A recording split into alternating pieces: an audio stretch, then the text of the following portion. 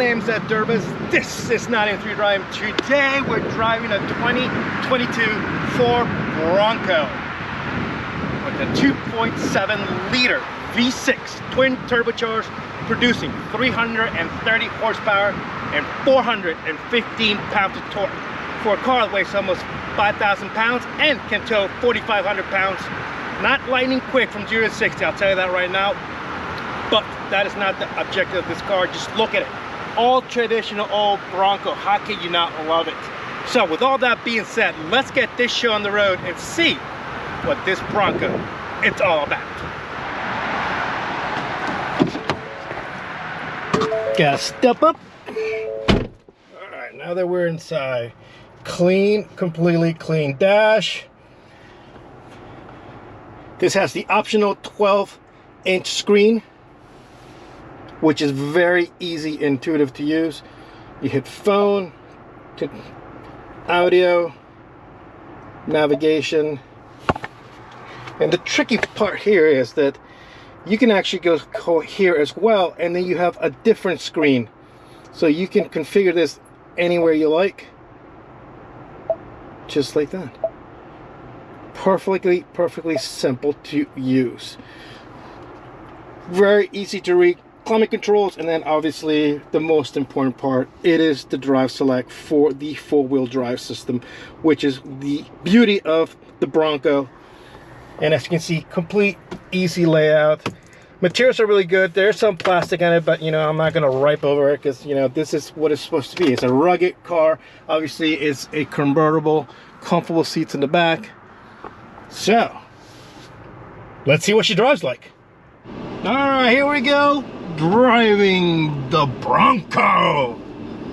I've got to tell you, I'm so excited to be driving this car. It has such a presence, and you know, this is what people really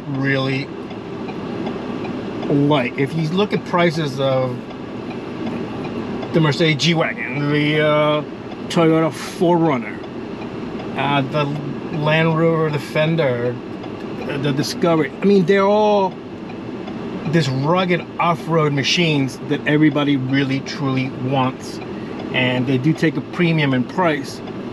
But you know, I think that Ford did the perfect thing in regards of the design of it, because it looks just perfectly old school, classic, and it's mean rugged, especially with this color and this orange. It's got the higher package, and obviously got the 12-inch screen and navigation that I just showed you, but it just rides nicely. The only thing, I've been driving for a little bit, the only thing that I'd have to say is that due to the top, there's a little bit of noise coming through to the cabin. But you know what, at the end of the day, it is convertible, and if you have an issue with that, then you should just purchase a hardtop. And the other thing that I love so much about this Ford Bronco is that before, the Jeep Wrangler really didn't have much of a competition out there. It was just basically, if you wanted a 2-door, 4-door ragtop SUV you want to take to the beach and take it in the sand, or take it up rock climbing and mudding and all that, Jeep was it.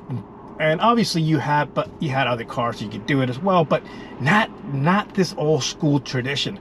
So here I think that, you know, Ford did an excellent job. They did the research, they did what they had to do to make sure that they brought to the competition something that is extremely legit to what it stands for and what it is. I mean, you have great handles to hold on when you're out mud boggling or you're going through the sand. And I think that they did a home run. If you look at the Chevy Blazer out there today, which looks just like a minivan SUV, they went completely wrong on that one. So I gotta give, again, kudos to Ford. They did a great job. So let's find out how she drives. Obviously we know it's not fast. That 2.7 liter V6 twin turbocharged, you know, it's a lot of car to carry. Obviously there is a 3.0 liter that is has much higher output, and obviously there is another version out there that is the souped up version, as we all know. So let's take this one for a spin and see what it's like, and then my final thoughts. All right, for all the beans and marbles, throttle down. Take it a second. There we go.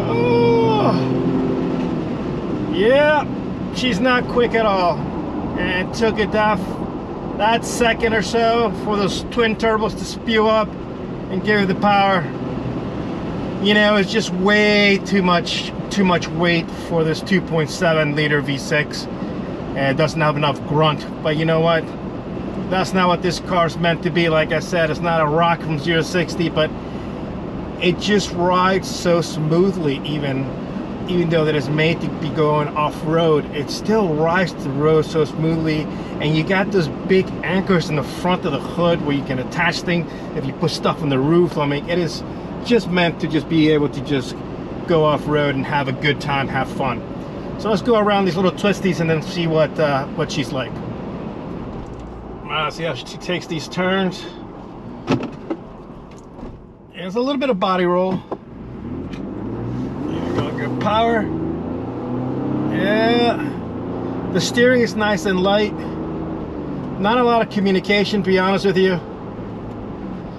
You can definitely tell that it's, yeah, a lot of body roll right there.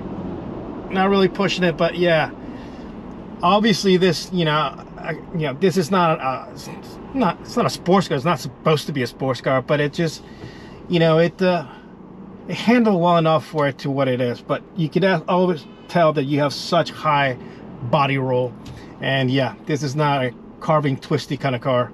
But let's get down on the road, do our final thoughts, and see what we think of the 2022 Ford Bronco. That is annoying. The stop on and off engine on these cars, on all new cars, I gotta say, it's a little bit annoying. Anyway, I'm rambling on. Let's get down to final thoughts. All right, here we go, heading back with our final thoughts. I do have to say that this car is extremely entertaining. I mean, it's not lightning fast, it's not a sports car, but just the whole aspect of it is entertaining. Especially the fact that this car is colored in orange, which was an option for this car. I believe it was about $1,800 for the paint alone. And then just the interior itself, it's rugged enough. You got handles everywhere to hold on to, like I showed you earlier. And the seats, this cloth material, if they feel great in regards to the sense that, I don't care if I get in here with my bathing suit completely soaked in sand. I don't care if I get in here with my muddy boots because I had to tow somebody out of a ditch. It makes sense. And then at the end, it's got this huge screen that is so easy and intuitive to use that you can just get into this car and put on your settings, put on the music you want, and pretty much that is it. There you go. Nothing complicated about it, as in other vehicles that you get into. I wouldn't want to mention some German cars that you have to go through many loops if they don't have the shortcuts, but this just works perfectly well. There's plenty of room. There's plenty of room to carry a lot of stuff in the back, and I just keep saying, you got plenty of areas to hook things up for when you need to carry, say, a canoe, or you want to take your surfboard, or you want to carry, put an extra gear for wherever it is that you want to go out and tackle. This car can do it perfectly well. The instrument cluster, like I said, is very simple. There's nothing crazy about it. You have an analog display. You got a little screen that gives you just enough information, because that's really all that you need. You're not going to be doing 100 miles an hour in this car, and everything does feel pretty good. The steering wheel has a nice thickness to it, nice weight to it. The brakes do come on strong. There's not really a lot of feed coming back from the brakes, but they do come on strong when you put them on. And the steering doesn't have a lot of feeling, but you do get a little sense of what's going on. You get a sense of the bumps, where they are. So in that regard, it feels pretty comfortable. Unfortunately, it seems like we're coming up to a scene of a accident, so we'll have to go around them. But other than that, it works well. It has these huge mirrors that makes it perfect for when you need to hold that 4,500 pounds. Oh, too bad Benz and a little Hyundai got into the action there. But those things being said, it's, if this is what you're looking for and you don't want to take the Wrangler route, I would say this is a much more compelling package. Even though I know there's huge out there fans of Jeep, because Jeeps have been around for so long. But you know what? I'm sold on the idea of the Bronco. If this is the route that I would want to take, I would think that I would take the Bronco. let's just get one thing clear. I'm talking about the Bronco. I'm not talking about the Bronco Sport, because there is a little tiny little Bronco, and you know what? That does not even come close to what this is, and that could probably much closer to the Chevy Blazer out there today. It just looks like a little SUV. But other than that, there's so many other options you can configure this car. It can be a 2-door, 4-door, hardtop, ragtop. So there's really a lot of for everybody out there. So I have to say that I really truly do appreciate the time that we've had this with. If you have not subscribed, what are you waiting for? Do subscribe, comment, it always helps. Big thumbs up, let me know that you like things like this as well, and that we're not just, you know, fast cars. We like to test other cars as well. And more importantly, turn that notification bell on, ding, so that way you know the next video is coming up. A huge thanks to Brian Butler over at Volvo and Volkswagen of Bethesda, Maryland, for letting us come out and test drive this Bronco that only has 348 miles on the odometer. So a big thanks to them, and I can't wait to catch you guys in the next video very soon. Until then, bye.